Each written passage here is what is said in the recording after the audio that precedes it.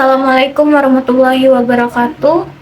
Perkenalkan, nama saya Syarifah Hidayatuz Zahra dengan NIM 24042261.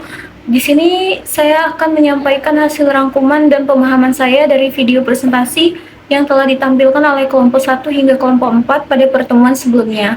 Melalui video ini, saya akan menjelaskan inti pembahasan yang saya tangkap, serta penyampaian beberapa pertanyaan yang muncul sebagai bentuk refleksi dan pemikiran kritis terhadap materi yang telah dipresentasikan.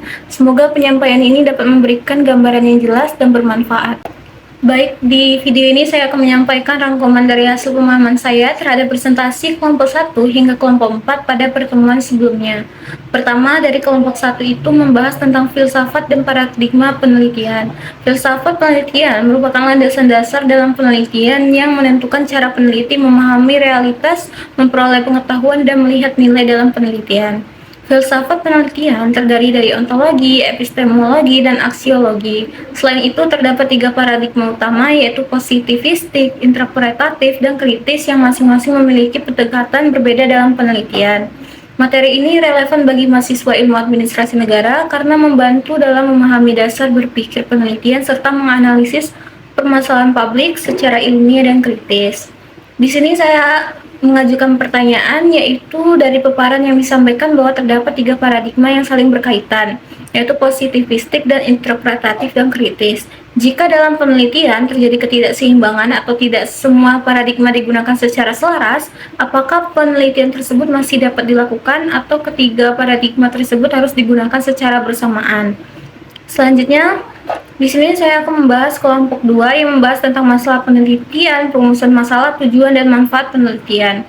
Masalah penelitian merupakan persoalan yang muncul karena adanya kesenjangan antara teori dan realitas. Kesenjangan ini dapat berupa kesenjangan realitas, teori, dan praktik, empiris maupun penelitian.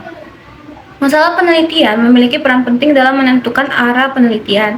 Perumusan masalah merupakan pertanyaan penelitian yang harus jelas, terarah, dan dapat diuji secara empiris dengan bentuk deskriptif, komparatif, dan asosiatif. Selain itu, tujuan penelitian berfungsi sebagai pedoman penelitian, sedangkan manfaat penelitian terdiri dari manfaat teoritis dan praktis. Untuk pertanyaan yang saya ajukan kepada kelompok 2, yaitu dalam masalah penelitian terdapat kesenjangan antara teori dan realitas. Apakah terdapat solusi atau cara yang dapat dilakukan untuk mengatasi kesenjangan tersebut? Kemudian lanjut ke kelompok 3 yang membahas tentang tinjauan pustaka, kerangka pemikiran, dan hipotesis.